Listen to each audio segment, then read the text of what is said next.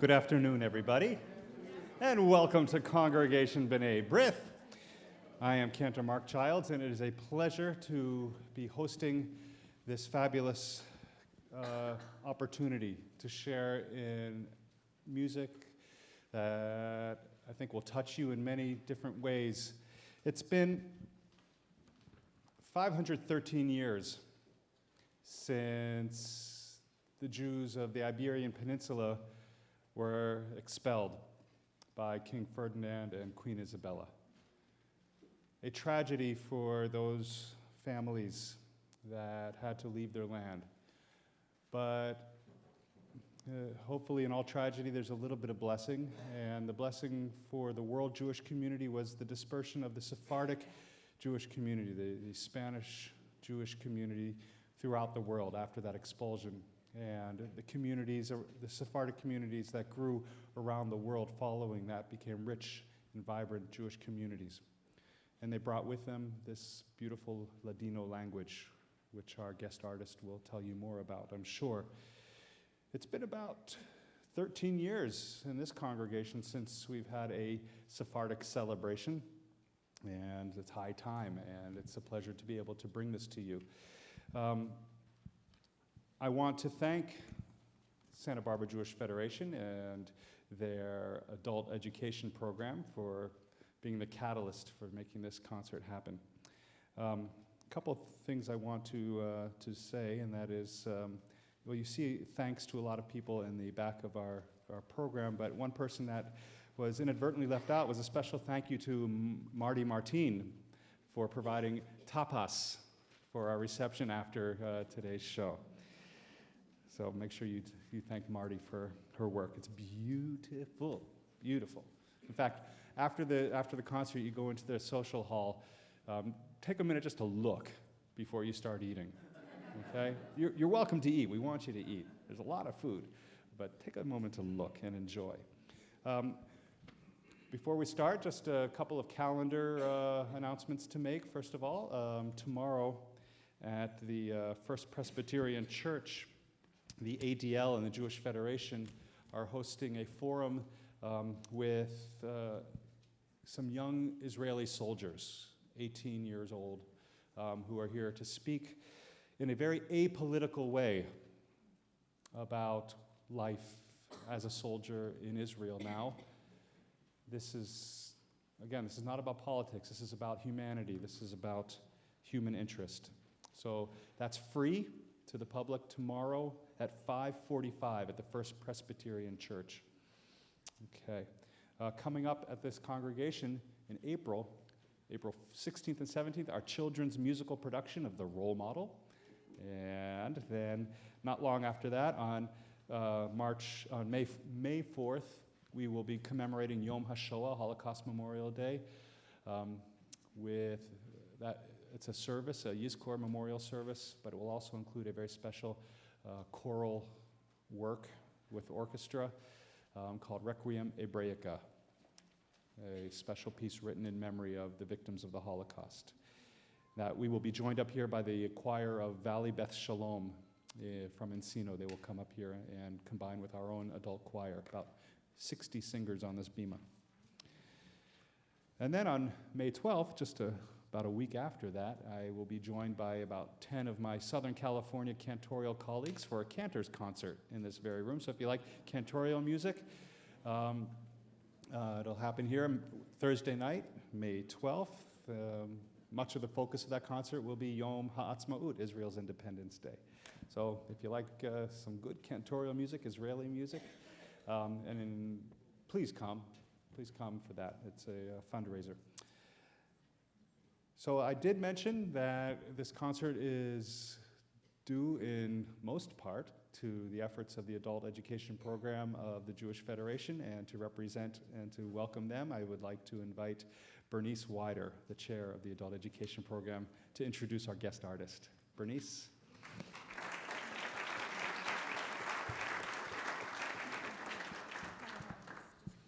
You just talk right into the top of it. Oh, right. Just like that. Hello, ladies and gentlemen. I'm thrilled to be here today. My husband and I met Consuelo about a year ago in Santa Fe, New Mexico.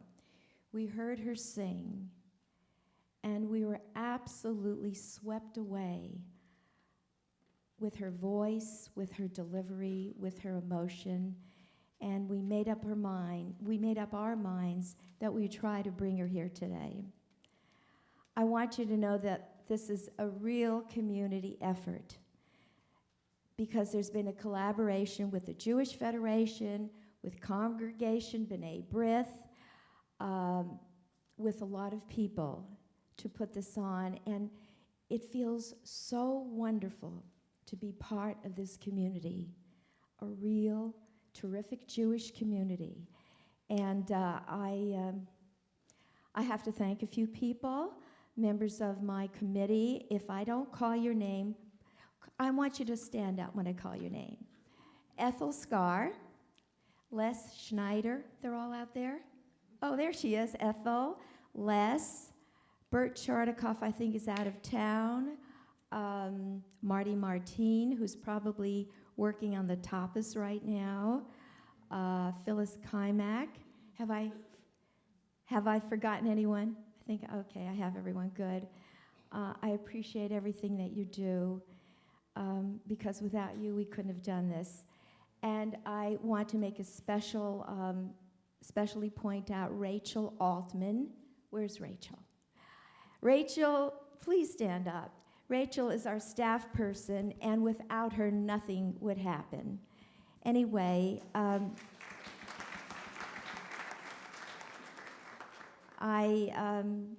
would like to introduce Consuelo. You're going to introduce the musicians.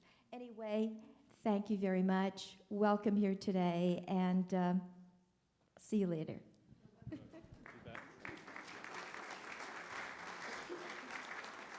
One of the benefits of having Bernice involved in any program is that she brings her husband Lou along, and he has some very good wine. And we'll be sharing that a little bit later.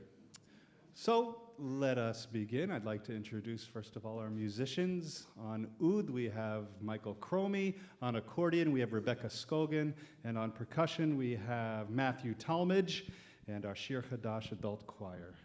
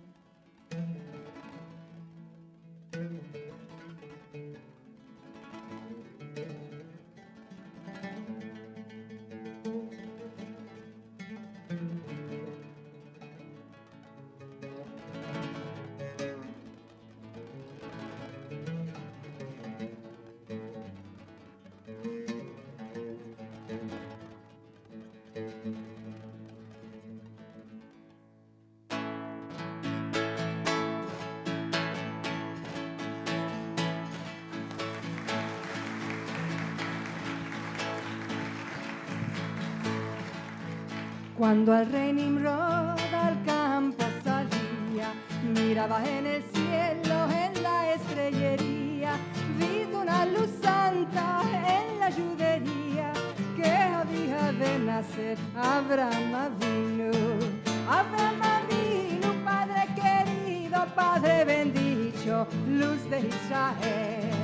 Abraham Avinu, Padre querido, Padre bendito, luz de Israel.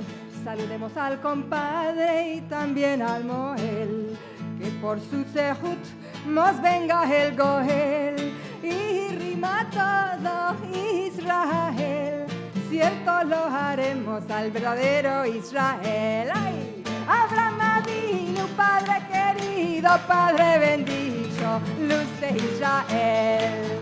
Abraham Avinu, Padre querido, Padre bendito, luz de Israel.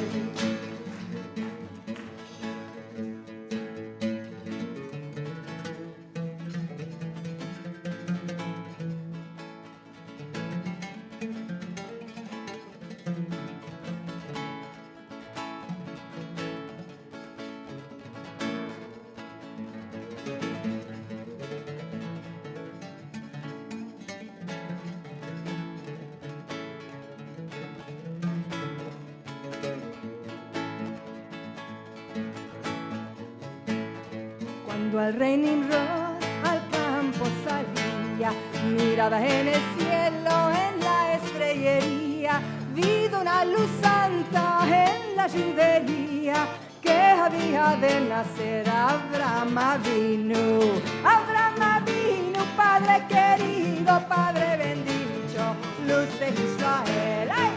Abraham Avinu, Padre querido, Padre bendito, luz de Israel. ¡Ey! Abraham Avinu, Padre querido, Padre bendito, luz de Israel. ¡Ey! Abraham Avinu, Padre querido, Padre bendito, luz de Israel.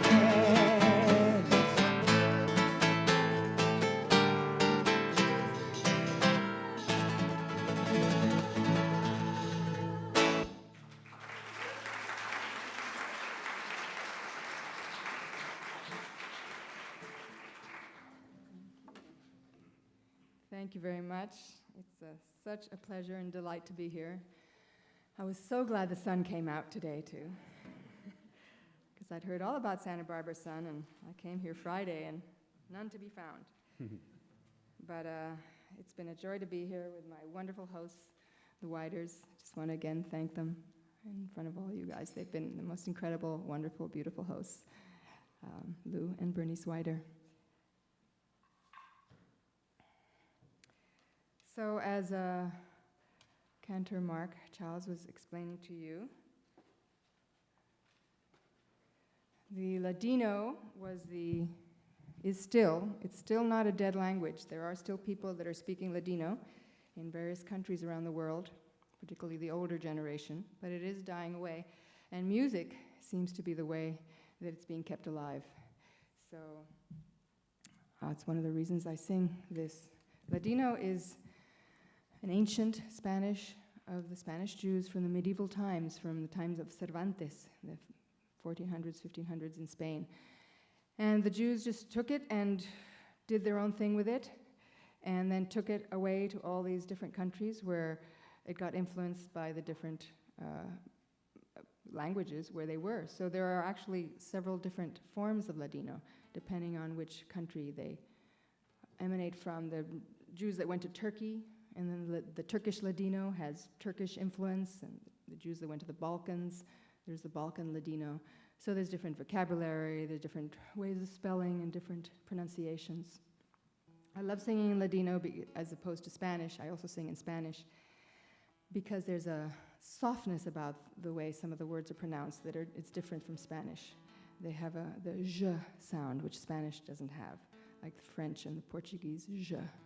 And they use the sh sound also. So it has you might hear it in the lyrics. Sephardic music, one of the prominent themes in, I think, all Jewish music actually, is the theme of exile. Because of course it's a history, the history of Jews is one of moving and persecution and exile. And this song that I sing I'm going to sing now, called Árboles lloran, trees cry for rain, and mountains for air, and that's how my eyes cry for you. And it says that, the chorus, I turn and I say, what's going to become of me? In foreign lands, I'm going to die without your love. And then the last verse is very beautiful. It says, it rains, and the patios just fill with water. And the singer says, tell my love that is water from my tears.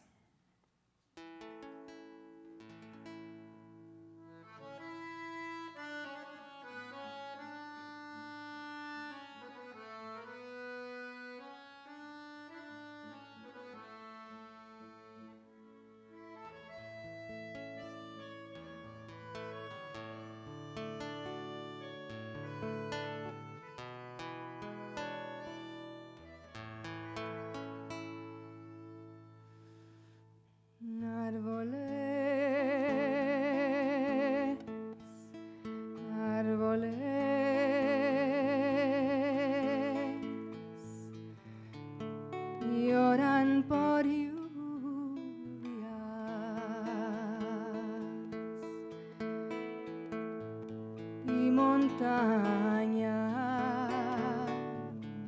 por aires y montañas por aires.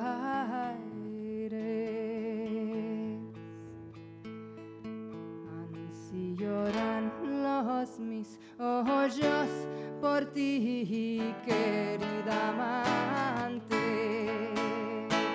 Torno y digo que va a ser de mí en tierras ajenas. Yo me voy a morir. Blanca sos, blanca sos, blanca vistes, blanca la tu figura, blanca la tu figura. Blancas flores caen de ti, de la tu hermosura. Torno y digo que vas a ser de mí en tierras ajenas. Yo me voy a morir.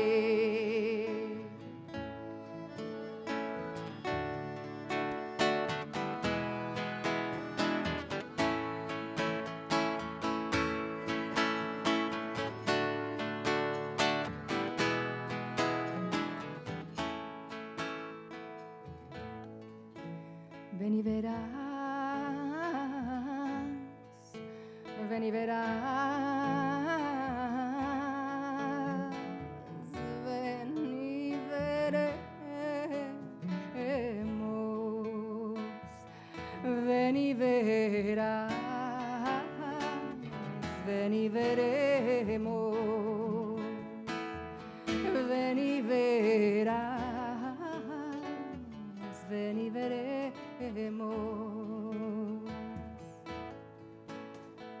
En el amor que hemos tenemos, ven nos aunaremos. Torno y digo que va a ser de mí en tierras ajenas. Yo me voy a morir.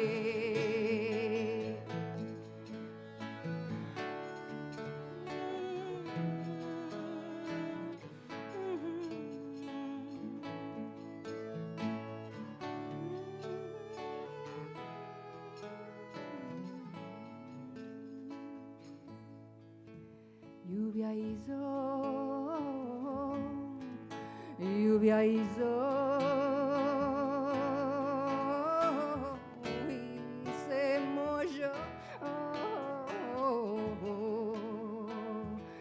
la calle y el cortillo, la calle y el cortillo. Anda decirle al mi amor que es de los ojos míos. Torno y digo que va a ser de mí en tierras ajenas. Yo me voy a morir. Torno y digo que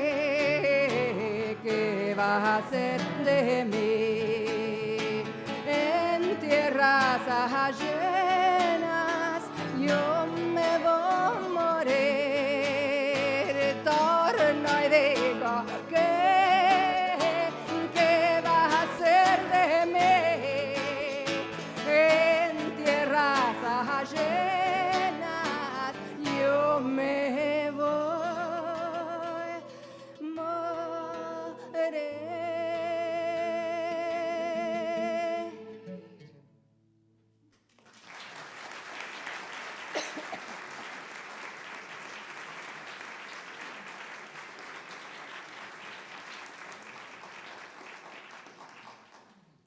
Thank you. Now this is a prayer. It's a prayer sung on the Sabbath. It's giving thanks for all the blessings that we have and thanking God for giving us more than we need, which is something that many of us are so fortunate to have more than we need. And of course, implied in that is that we must share, and we have more than we need. This is from North Africa. Although it doesn't sound it, these songs say it comes from Middle East or Egypt, but since the Spanish Jews brought their music from Spain, it got incorporated into their lives in these Middle Eastern countries, but of course still retained the flavor of Spain.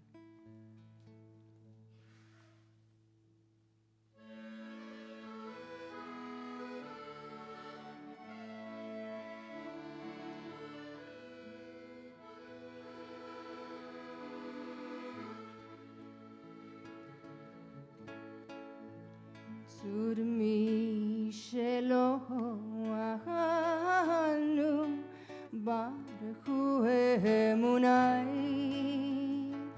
savanu ve'otarnu ki varadonai asan etolamo rohenu havienu ahal L'amor veyenu shatinu al keno delishmo un hallelon befenu amadnu ve'aninu en kadosh kadonai digo y bendigo non santo como Adonai.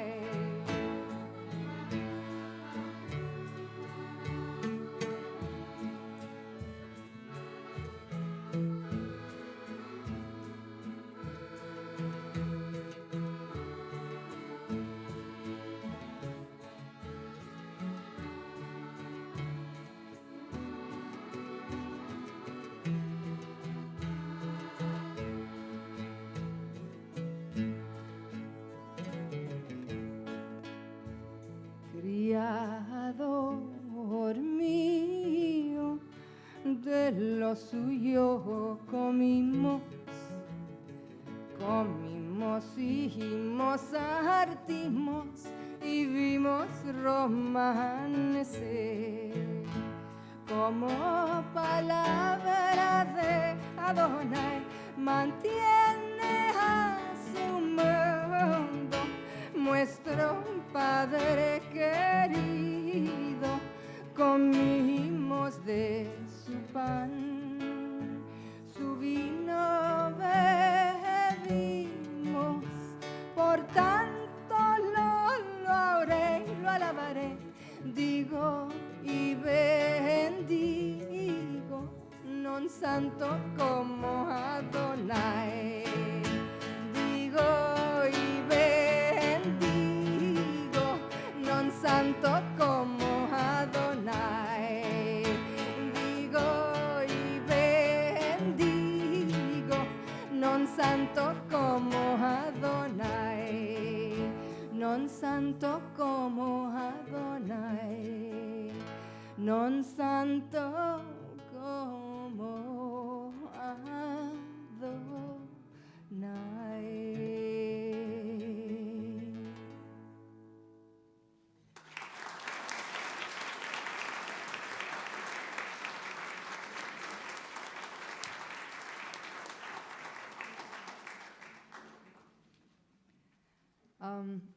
So this final song we're going to play for you before we start with the dramatic part of the program, this song comes from Sarajevo.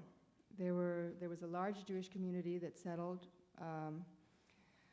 both centuries and centuries ago when the Jews were, well, probably a lot of you know the history of the Jews.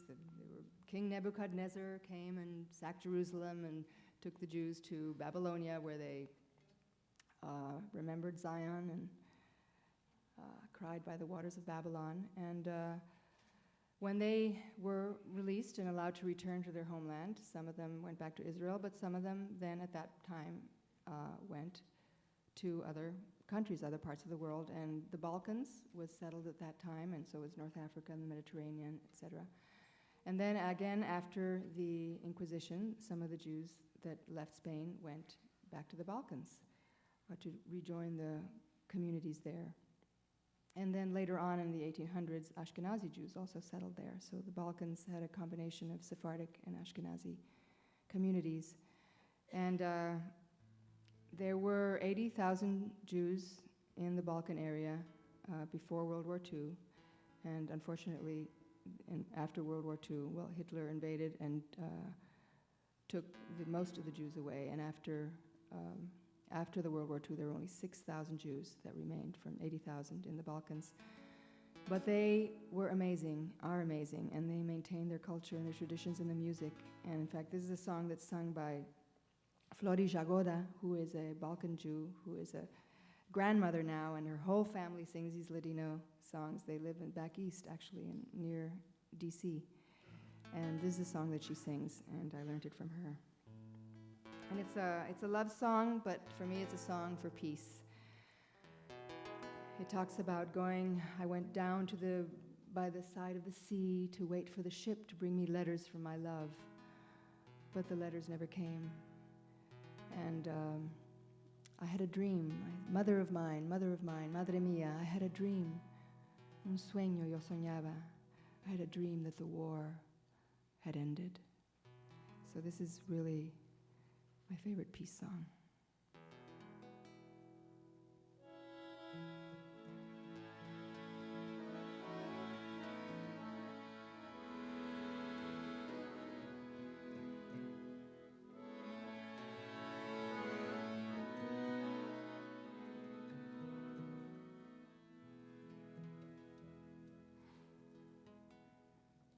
Una noche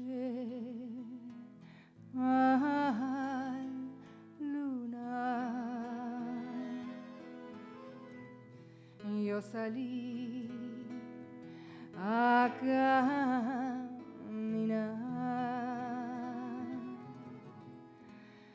caminando y buscando donde se topa la mar, caminando y buscando donde se topa la mar. Los hoyos me se abufaron de tanto mirar a la mar. Vapores ya van y vienen, letras para mí no hay.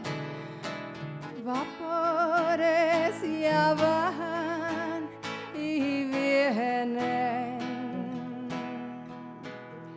letras para mí no hay. Madre mía,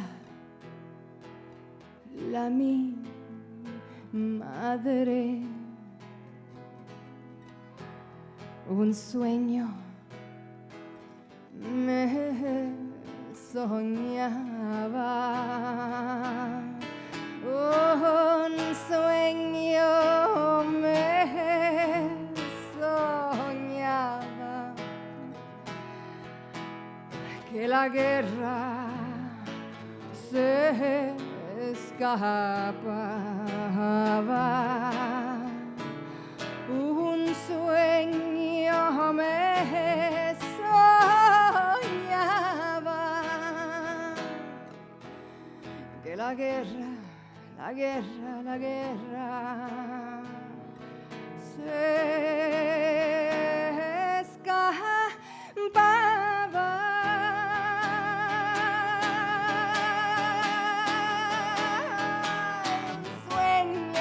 Un sueño me soñaba y que sé que la guerra se escapaba. Ay, madre mía, ay, madre mía, ay, por Dios, ay, que venga ese sueño, que la guerra maldita se escape ya, que se vaya al fin del mundo, ay, sí, porque ahora yo quiero que ese sueño que yo soñaba se vuelva aquí en mi corazón. Ay, ese sueño que soñaba. Ay, un sueño tan lindo ese sueño que soñaba en mi corazón. Ay, que esa guerra maldita que se escape ya, esa guerra se escape ya, que yo no la quiero más, porque yo quiero que venga mi amor de los mares. Ay, madre mía, ay, madre mía, ay, madre mía, ay, madre mía, ese sueño que soñaba, ay, que la guerra se escapaba, ay.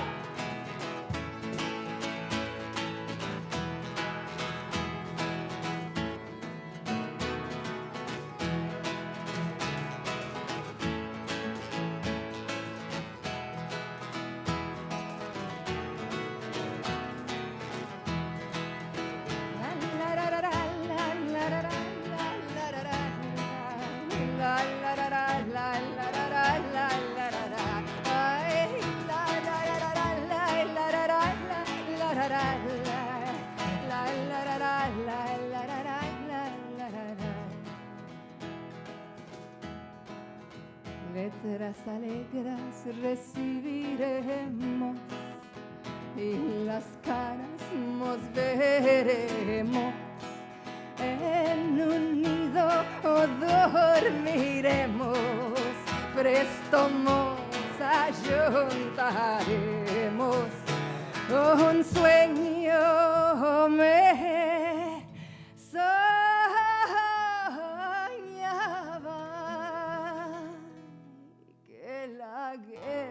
que esa guerra maldita se escapaba.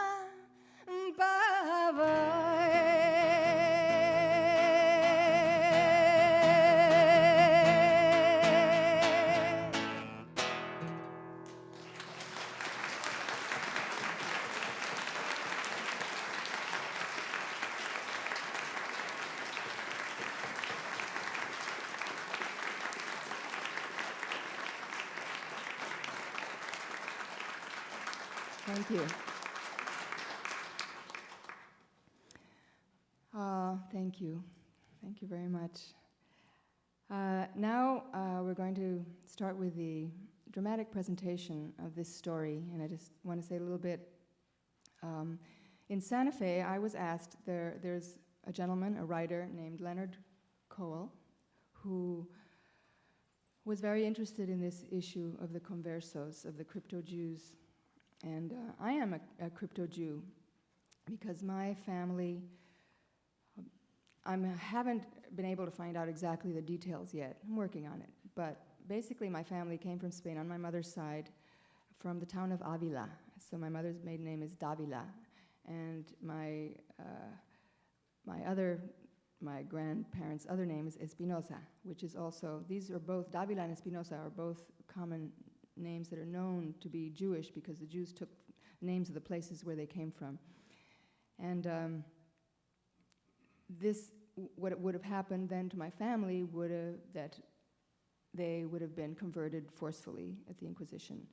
And they would have retained then the identity of being Jewish, but forced to keep it hidden because otherwise they would be burnt at the stake and other horrible things. And then some Jews stayed that way in Spain, but many decided to leave because life was just too difficult that way. But when they came to this part of the world, which many did, they immigrated to Mexico and other South American countries, in my case to Chile. They found that also there, this persecution followed. And the Inquisition, in fact, opened offices eventually throughout Latin America and Mexico. And in my case, in my Chilean family, they remained hidden. And there's actually, have a hidden rabbi. But you never heard that term, sounds like hidden rabbi. Sometimes some rabbis wish they would be more hidden, right? Yes. But anyway, this is,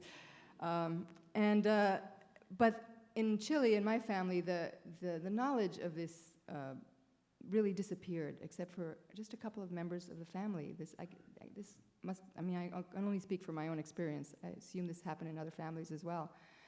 So outwardly, they became very Catholic, but there was always one member of the family that kept this knowledge and passed it on to another member of the family, the next generation. In my case, I know for a fact that my grandfather, who was at that time in Washington, D.C., he was serving as Secretary General of the OAS.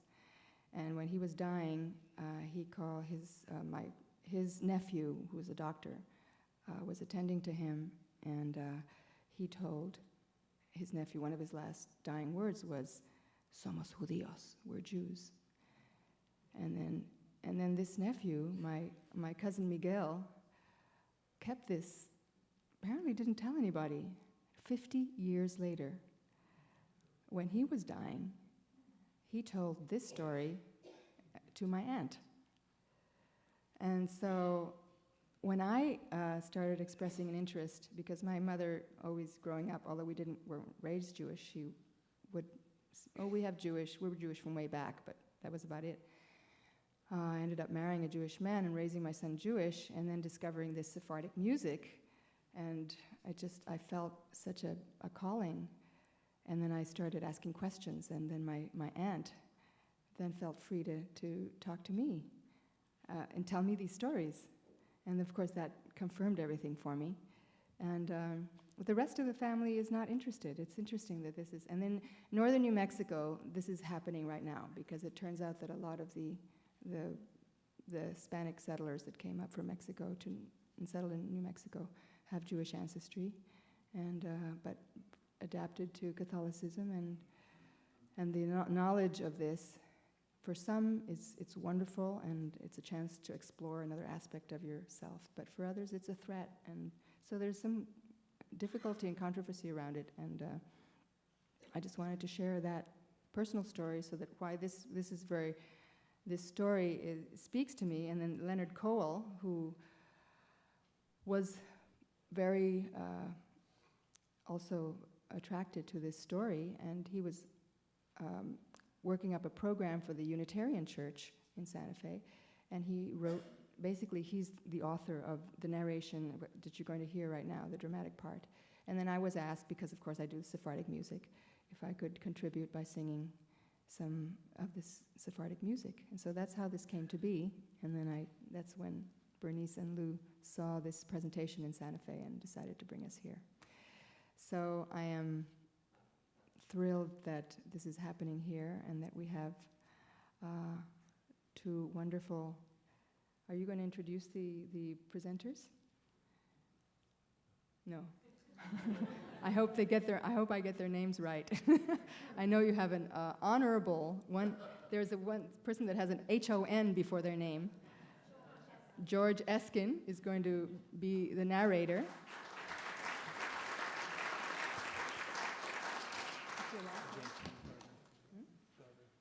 And Jason, I knew his first name but not his last name, Garber, is going to play the part of Luis Carvajal, the Jewish martyr. So I leave you to them.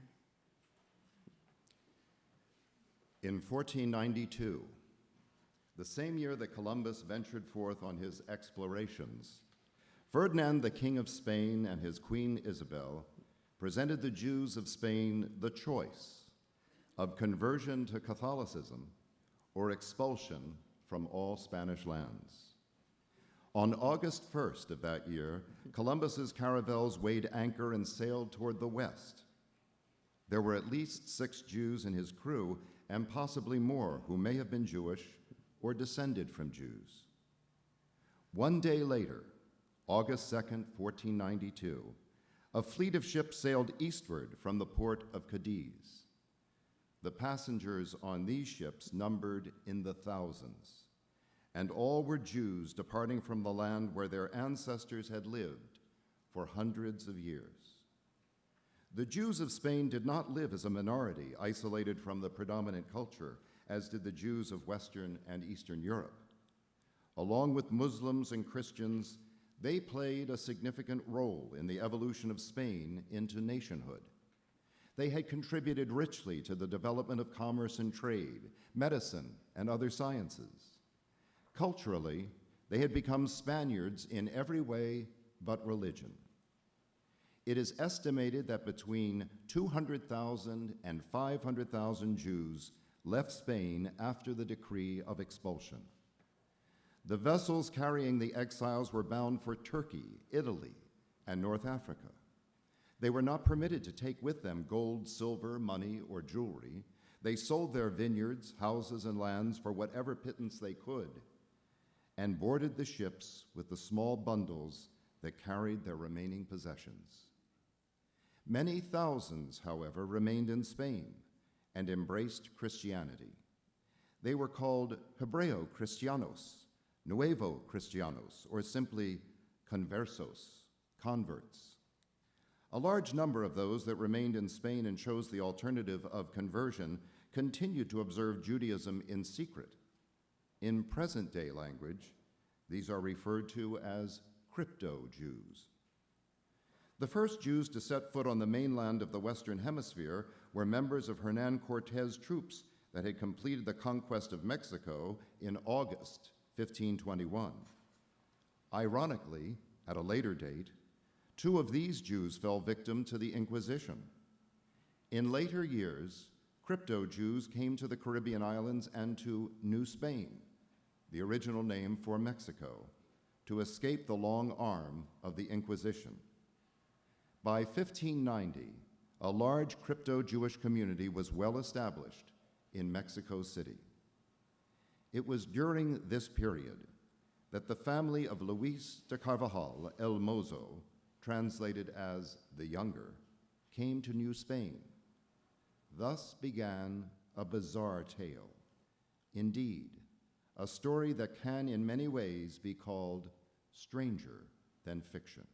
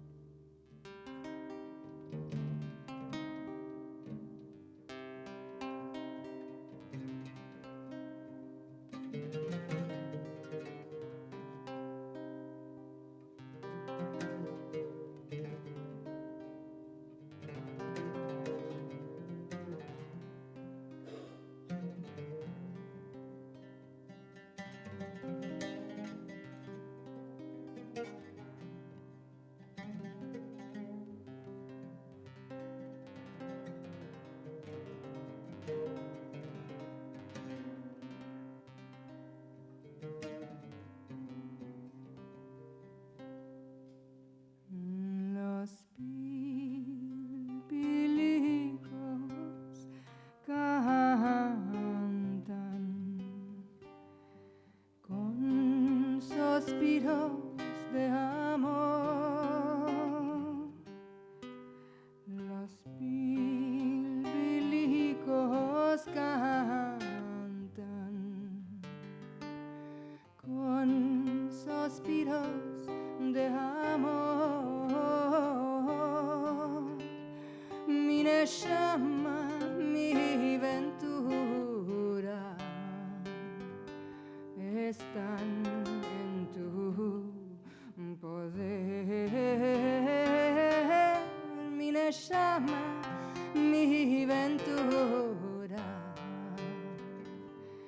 están en tu poder.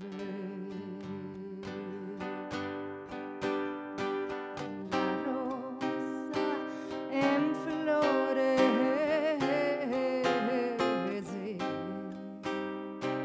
en el mes de mayo. La rosa en flores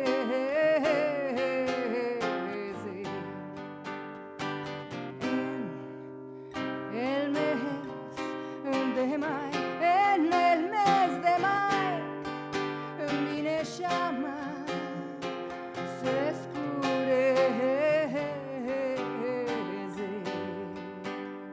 sufriendo de amor.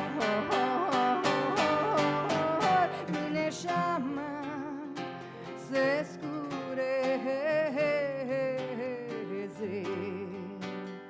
sufriendo del amor, sufriendo del amor.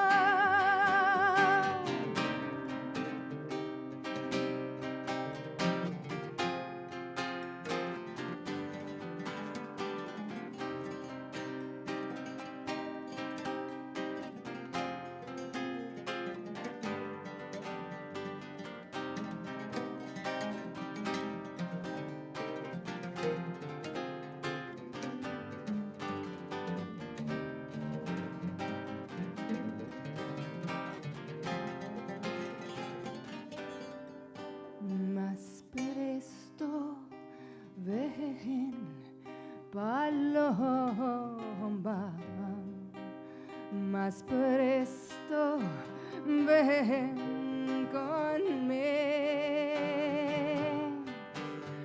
más presto ven paloma, más presto ven conmigo, más presto ven querida, corre y sálvame, sálvame, sálvame, sálvame, sálvame, mi llama se escurece sufriendo del amor, sufriendo del amor, sufriendo del amor.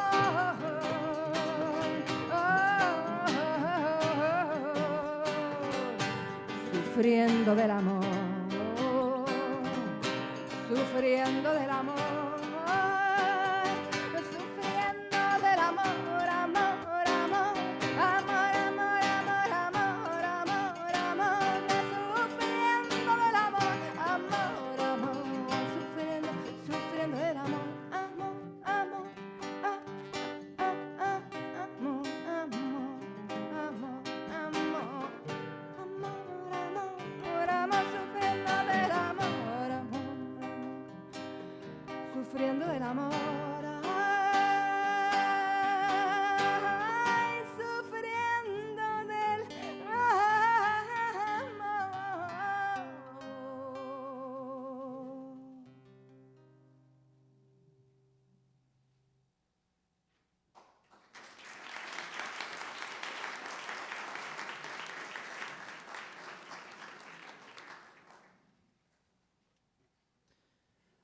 My name is Luis de Carvajal Hermoso.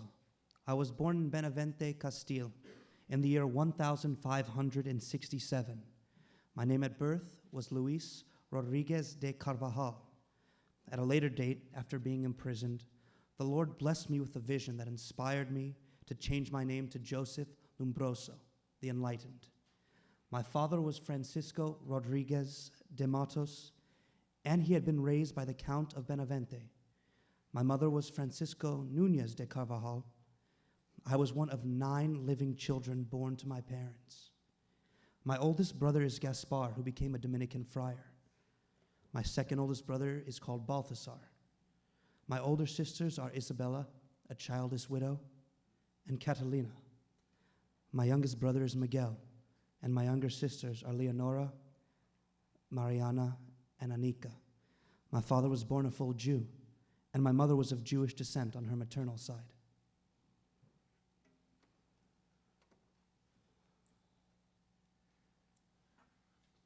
Luis and his family were persuaded to come to the New World by his uncle, the famed Luis de Carvajal el Conquistador. He held the title of admiral, having defeated the English in a naval encounter in 1568. In 1579, in appreciation for his service to the crown, Luis de Carvajal el Conquistador received a royal contract from King Philip I, awarding him the governorship of a newly created province called the New Kingdom of Leon. This province extended from Tampico in modern Mexico to what is today San Antonio, Texas, and ranged 600 miles inland from the Gulf of Mexico. The governor had no children, and his wife refused to join his expedition. The wife, Doña Guimar, was a crypto-Jewish woman, and apparently her husband never knew this. However, Isabel, the oldest sister of Luis the Younger, did know about her aunt's faith. Young Luis received a formal education in a Jesuit school from the time he was 11 until he was 14. He could read and write Spanish and Latin, and was well versed in mathematics, grammar, and rhetoric. At the age of 13, when according to Jewish tradition, a male child is considered an adult and responsible for his moral and religious duties, Luis's father informed him that he was a Jew and that he was to follow the Mosaic laws rather than those of the Catholic faith. Luis asked his father whether other family members knew about this. He was told that his older brother, Friar Gaspar, was not to know, and the three youngest children, Miguel, Mariana, and Anika, would be told at a later time. Luis's father taught him some of the rudiments of Judaism and then referred him to a more learned Jew named Licenciado Manuel de Morales. It did not take long for Luis to embrace Judaism with great passion and fervor. Luis's father, who died around 1585, did not have any of his sons circumcised, which explains the following. When the Lord took away my father from this life, I returned to Panuco, where a clergyman sold me a sacred Bible for 6 pesos. I studied it constantly and learned much while alone in the wilderness. I came to know many of the divine mysteries.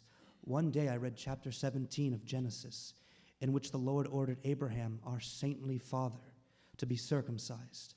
I read especially those words which say that the soul of him who will not be circumcised will be erased from the book of the living. I became so very frightened that I immediately proceeded to carry out the divine command. Prompted by the Almighty and his good angel, I left the corridor of the house where I had been reading, leaving behind the sacred Bible. I took some old worn scissors and went over to the ravine of the Panuco River. There, with an immense and vivid wish to be inscribed in the book of the living, something that could not happen without this holy sacrament, I sealed the covenant in the traditional way. There is probably no one answer as to what caused so many Jews in Spanish lands to continue practicing their faith in secret at great risk of imprisonment, torture, and death. They had no synagogues and were totally isolated from any centers of Judaic studying and learning that were key factors in the survival of Judaism. Over time, their religious expression took on many trappings of Catholicism. For example, they called the Hebrew prophets saints and evolved a belief in heaven that greatly paralleled the Catholic concept of the hereafter. They referred to Judaism as the laws of Moses and considered it the only true faith to guarantee entrance to heaven. A parent would inform their Catholic-reared child that all they had been taught was blasphemy and lies. It must often have been confusing and difficult to understand, but usually accepted by the child. Perhaps one part of an explanation is that the ties were so strong in these families that the children accepted their new truths out of strong devotion to their parents. On May 9th, 1598, because of the testimony of an informer, Luis, his mother, and his older sister Catalina were arrested. It should be noted that crypto-Jewish women were often stronger in their religious devotion than their male counterparts. As many Jewish women as men were martyred and burned at the stake.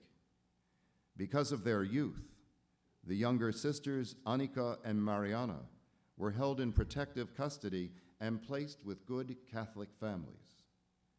During this first imprisonment, Luis related the following. While my mother and I were in prison, fear made us hide and deny our true beliefs, and we did not confess publicly to being keepers of the sacred law of the Lord. In order to investigate our denials, one Friday they called my mother to the audience chamber, just as they had done so many other times. Through a small hole that my companion and I had dug in the door to our cell, with the help of 2 lamb bones, I watched her being taken in and out. Seeing that she still denied the charges, those tyrants decided to subject her to torture. The warden, the guard, and the executioner were already in the torture chamber, completely covered from head to foot with white shroud and hood. They directed that gentle lamb that laid down her pure body on the torture rack. And then they tied her arms and legs to it. As they turned the cruel cords in the iron rings, they tightened the flesh, making her cry out with agonizing wails that everyone heard. I knelt in my cell. This was the most bitter and anguished day of all that I had ever endured.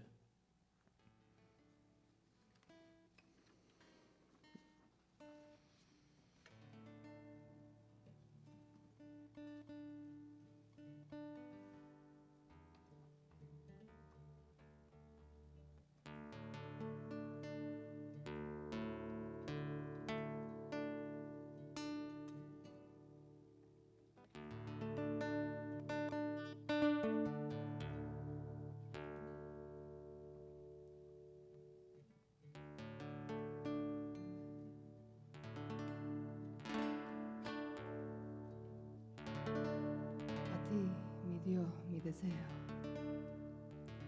A ti, mi codicia y mi amor.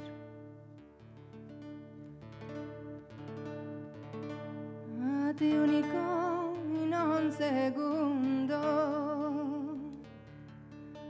A ti lo harás mi única. A ti mi espíritu. A ti mi alma.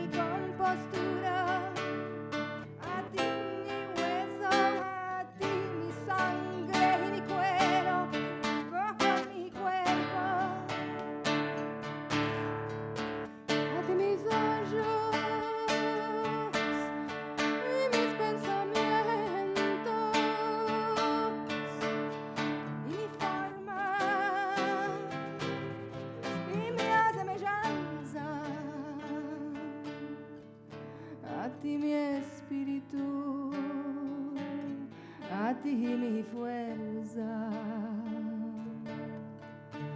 y mi fiducia y mi esperanza. Ti mi corazón y sangre de mi ser, como carnero a llegar en mi alzación. A ti único y no un segundo, a ti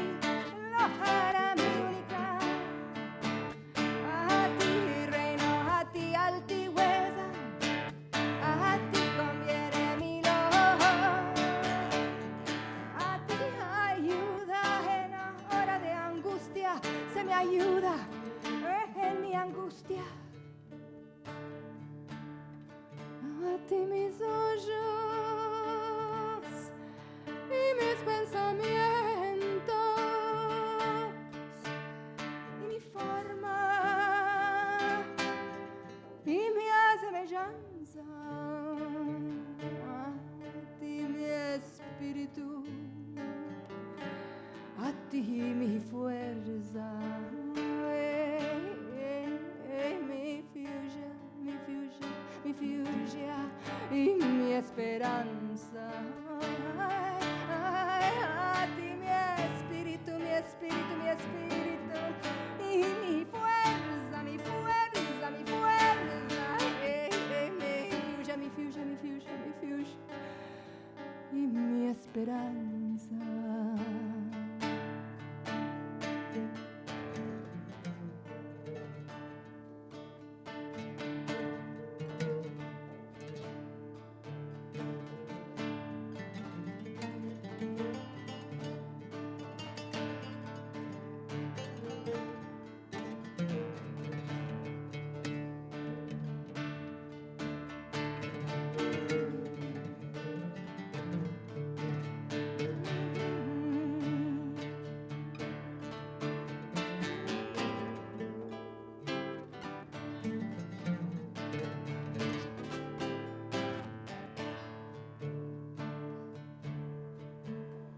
A ti reino, a ti altigüeza, a ti conviene mi logro, a ti ayuda en hora de angustia, se me ayuda en mi angustia, se me ayuda en mi angustia, se me ayuda en mi angustia.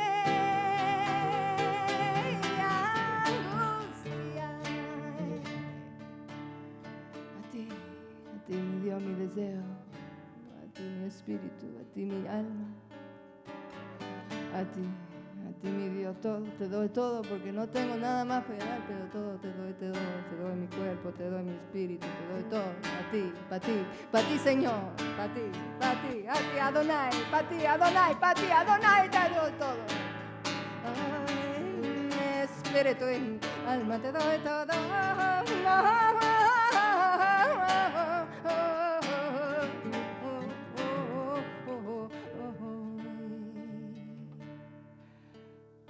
te doy, mi espíritu y mi alma.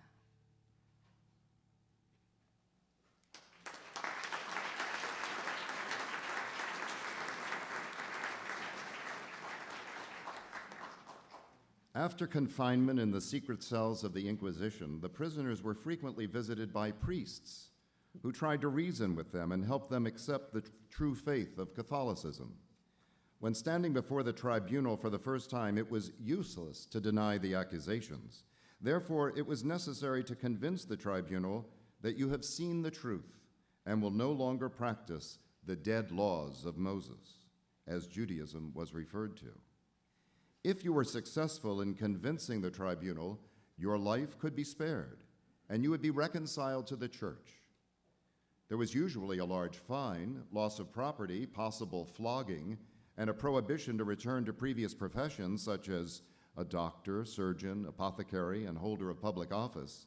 You were required to wear the sambenito, which was a penitential garment worn over the outer clothing for a period of time fixed by the inquisitors. The sambenito was to be worn at all times, and its effect was to make the wearer a pariah in the eyes of fellow citizens. After the completion of a sentence in Mexico City, the sambenito was hung on a wall in the cathedral. The name of each penitent, date of sentence, and nature of his or her crime was written on each sambenito. In that way, families involved with the Inquisition were easily identified. If the penitent was apprehended a second time, the punishment decreed was death. Over time, this became the fate of thousands of crypto-Jews who had returned to their secret practice of Judaism. It should also be noted that the Inquisition and its practices were by no means approved by all Catholic priests. During the period when he was free after his first arrest, Luis and his brother Baltazar went to visit their brother Gaspar, the Dominican friar. Gaspar was already a preacher and teacher in his order. It was Luis and Baltazar's hope to persuade Gaspar to return to the faith of his ancestors. With a strong and loving hope, we went to see him in his monastery, which was near the Inquisition prison. He was a teacher of novices at that time. After the three of us had sat in his cell and conversed for a while, I said in a casual manner, "I think that I heard somebody say that when Moses held the tablets of the law, God wrote on them his holy commandments." To this the friar answered, "Yes, it was as you heard it." Then he took a sacred Bible and looked for the chapter in Exodus. He gave it to me, and I said, "Blessed be the Lord. So this is the law that should be guarded."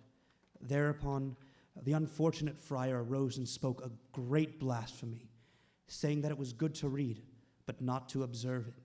He added that even if it had been the law of God once, it was old and outdated.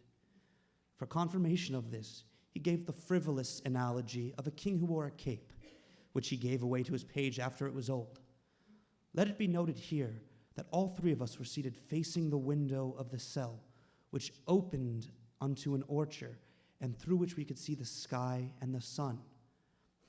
Already declining with its brilliant rays, my brother, younger than the friar and older than me, then asked, "This mantle of the sky and this brilliant sun that the Lord created, has it changed as it aged?" The friar answered negatively, and Balthasar continued, "So even less will be incorruptible and holy law of God, and his words be changed. And this we have heard from your own preachers." At this my brother was silent. Thinking that we had convinced him, he said, "Let's not speak about this anymore. Blessed be the Lord who took me out from among you." Both of us replied, "Glorified be our Lord and God who did not leave us in blindness and perdition like this wretched man." The friar said, "Mine is a better fortune." Gaspar did not initially inform against his brothers. However, he was later brought to trial by the Holy Office for failing to acknowledge that he knew about the heresy of his brothers. Because of his good works, he was given the light sentence of confinement to his monastery for 6 months. In February 1595, Luis and his mother were rearrested. A fellow Jew who had been incarcerated and threatened with torture had named them. It was the rare prisoner who could remain silent when subjected to the horrible torture instruments of the Inquisition. On my return, I went to see my mother during the night, for I dared not visit her or be with her during the day. When we were about to sit at table for supper, the constable and his assistants from the Inquisition knocked on the door. Having opened it, they placed the guards on the stairs and the doors and went to take my mother prisoner. Although deeply shaken by this blow from such a cruel enemy, my mother accepted her fate with humility and crying for her sufferings, but praising the Lord for them. She was taken by these accursed torturers to a dark prison. My mother's 2 unmarried daughters, Mariana and Anika, seeing that their mother was being taken from them, let forth with such a painful and sad wailings that even the worst enemies would be moved to pity. They held on to their mother, shouting, "Where are you taking her?" After they took her away, they arrested me, finding me behind the door where I had hidden. They grabbed me with great force and took me to the cold and dark prison. I said nothing except, "O Lord, reveal the truth." Shortly after Luis and his mother were arrested, the remaining daughters were also arrested and confined to the secret cells. They were Isabel, the oldest daughter, and the 2 youngest, Mariana and Anika, who you may recall were earlier spared arrest because of their youth. For Luis and his mother, this was their second arrest, and they now faced execution. Ordinarily, communication between prisoners in separate cells was prohibited. However, Luis was supplied with pen and paper and allowed to communicate with his family. Apparently, the purpose of this seemingly generous act was to spy on the letters for the possibility of gleaning useful information. The letters were given to the warden, who passed them on to the inquisitors, who then allowed the letters to be delivered to the intended prisoner. On other occasions, Louis scratched notes on eggshells, the nut of an avocado, and a banana. It is still a mystery how those were delivered. At least 20 letters written to his mother and 3 sisters were placed in the files of the Inquisition and have been recovered and translated. In a letter sent to his sister Isabel, dated May 26, 1595, he wrote, You were arrested on suspicion only. You can see that it is the will of the Almighty to take you to his paradise and glory through their prisons, not by the way of Castile, as we had hoped. Do not oppose his wishes, and you will advance far along his path in spite of the steep hill. To climb it, we lean on a strong staff, that of the divine promises. Let none of you be faint of heart. When you feel tired and fatigued, as I have, kneel down in body and in heart, and ask the Lord for fortitude and for strength. He promised in wonderful words through his servant Isaiah that he would grant strength to his tired and sorrowing ones. He said, just as his highness lives in his sanctuary of eternity and glory, so also he dwells among the afflicted ones to relieve their hearts and to cause the spirits of his humble people to rejoice. May joy and happiness rest upon you, dear martyrs. May he in his infinite mercy visit you and comfort you.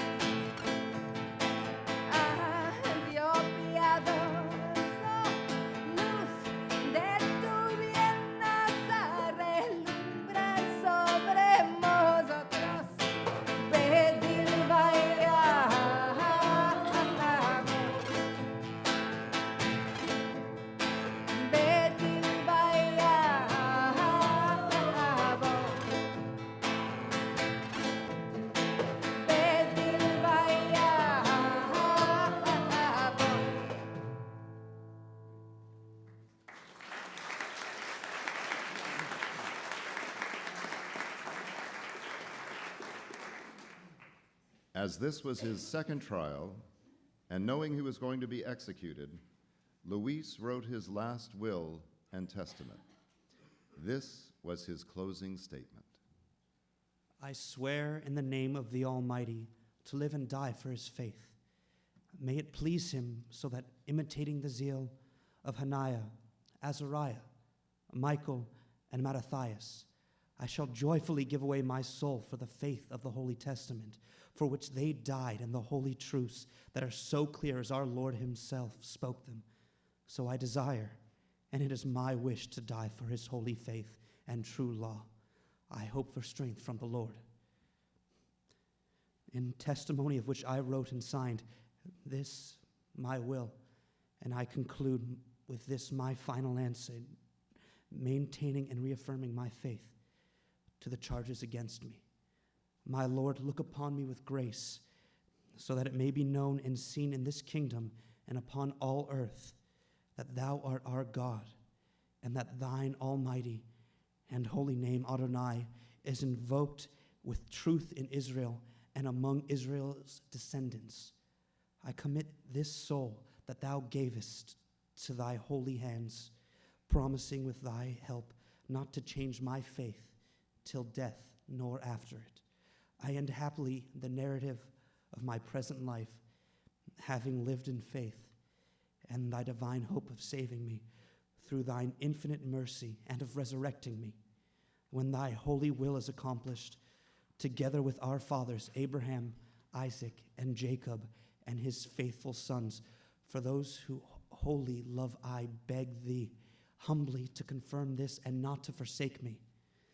May it please thee to send the angel Michael, our prince, to defend and help me with this holy angelic host, and to aid me to persevere in and die for thy holy faith, delivering from the hands and temptations of the enemy. O Lord, have mercy on the glory of thy name, thy law, and thy people, and the world which thou thyself didst create. Fill it with thy light and truthful knowledge of thy name, and so that heaven and earth will be filled with thy glory and praise. Amen. Amen. Dated in purgatory, the 5th month of the year 5357 of our creation. There was no reprieve for those who were condemned to death. The executions were carried out at a ritual public ceremony known as the auto de fe, which means act of faith. The ceremony also included a parade of the reconciled wearing their identifying sanbenitos. At the auto de fe, the condemned victims were given a last opportunity to kiss the cross offered to them and declare their willingness to die as Christians. If they did so, they were spared the excruciating agony of the flames. Instead, they were choked to death with a metal device called a garrote. This procedure took only a few minutes. One can assume that most of the condemned victims went through the outward motions of accepting Christ and kissing the cross, not out of conviction, but as an alternative to the much longer agony of being burned alive. Father Alonso de Contreras, a Dominican monk who had spent the last hours with Luis, also accompanied Luis to the cupola outside the Quemadero, the actual site of the execution. He described how Luis did not show the slightest anxiety, repentance, or sorrow en route. His manner did not change until he saw his mother and sisters, who had taken the cross a few minutes earlier. While his sentence was being read, they tearfully added their pleas that he take the cross. Luis stood like a column of marble and withstood the pleas of his mother and sisters and was burned alive. Father Alonso de Contreras had this to say in his final report to the inquisitors: "He was always such a good Jew and reconciled his understanding, which was very profound and sensitive, with the divine determination with which he was highly inspired to defend the law of God and to fight for it." Of the two younger sisters, Mariana, who had become insane, was spared until 1601. the inquisitors considered that she had regained her sanity and sent her to the stake on March 25th of that year. Annika, the youngest, was reconciled and freed in 1601. She was rearrested in 1643 and kept in prison, suffering from cancer of the breast. In the grand auto da fe that took place on April 11, 1649, where a total of 109 Jews were reconciled or put to death, Annika did not accept the cross and was one of 13 burned alive at the stake. Two of Luis' brothers, Baltazar and Miguel, were never apprehended and escaped to Europe. Baltazar changed his name to David Lombroso and became chief rabbi of the Greek city of Salonika, then part of the Turkish Empire. Miguel changed his name to Jacob and rose to fame as a physician and author in Venice, Italy. The Inquisition accomplished its purpose in destroying the Jewish presence in Spain and in New Spain. The vast majority of the large crypto-Jewish population and their descendants melded into the dominant Catholic population. Today, there are many thousands of Hispanic Catholics whose earliest ancestors were Jews in the areas that had at one time encompassed all of what is now Mexico, Central and South America, and portions of the United States, including California, Arizona, New Mexico, and Texas. In recent years, many of these descendants have become aware of their Jewish roots, including a significant number who live in Santa Fe, New Mexico. Their reactions have been mixed, ranging from denial to conversion to Judaism. For many, however, this knowledge can lead to an appreciation of their Jewish roots as a part of their rich Hispanic heritage.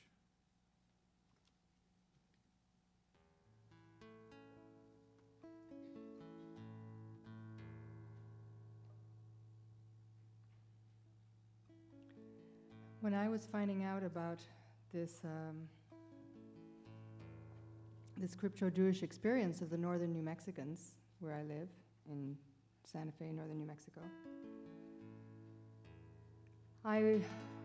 since I was also going through my own, what I call split soul, and trying to reconcile the way I was brought up as a Catholic to my newfound Jewish roots, then I wanted to write a song, and I tried to imagine what it would have been like for these families in northern New Mexico after centuries of adapting to Catholicism, and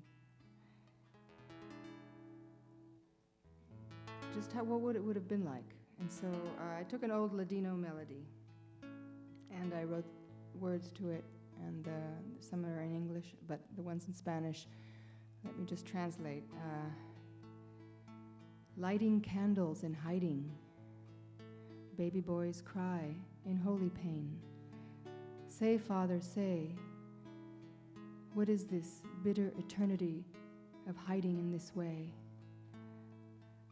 Of muffled passion and ancient songs and closed curtains. By the grace of a great sacred mystery, in two worlds we have learned how to live. Like the man who loves both his children, like the bird who loves to swim, like when the sun comes out in the rain, like out of two fruits comes one nectar, like the child born of father and mother cannot choose who he loves more.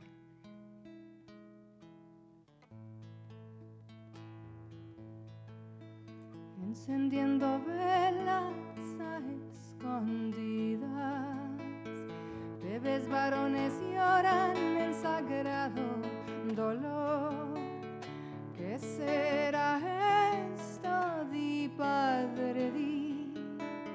La amarga eternidad de esconderse así, de cortinas cerradas y antiguas canciones, de voces calladas y amortiguadas pasiones, por la gracia de un sagrado misterio en sabemos vivir.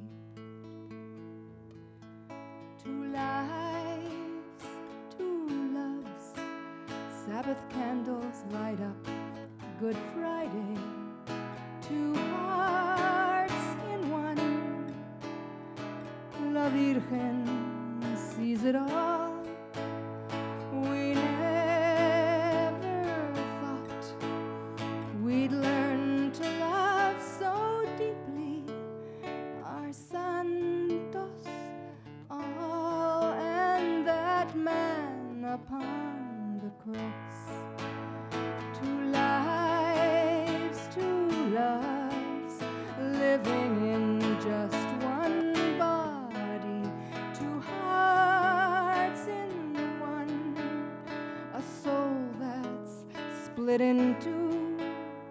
Such is the fate of one who prays in secret, and yet one day that soul will sing as one, como el hombre que ama a sus dos hijos, como el pájaro que le gusta nadar, como cuando al mismo tiempo sale el sol y llueve, como de dos frutas sale un manjar, como el niño que nace de un padre y una madre, no puede escoger a quien ama más. Nace la fe en el misterio que Dios nos unirá en un día lleno de amar. Faith is born that our same God will mysteriously unite us in some way one fine day, full of love. Faith is born that our same God will mysteriously unite us in some way one fine day, full of love. One fine day, full of love. One fine day, full of love.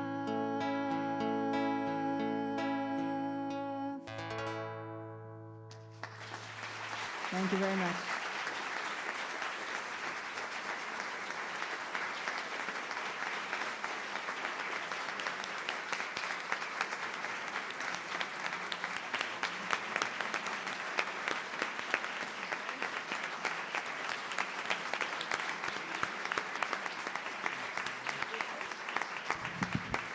I want to thank our narrators, George Eskin, Jason Garber, our musicians, Matthew Talmadge, Mike Cromie, accordionist, Rebecca Scogan, our adult choir, and especially the one whose recordings are available in our lobby, Consuelo Luz, ladies and gentlemen.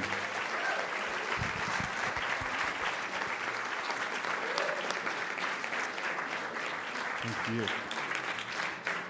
Ruth Nebel and Julia Smith and Marty Martin are waiting for you in the social hall. Please join them for a reception, and we'll join you there as well.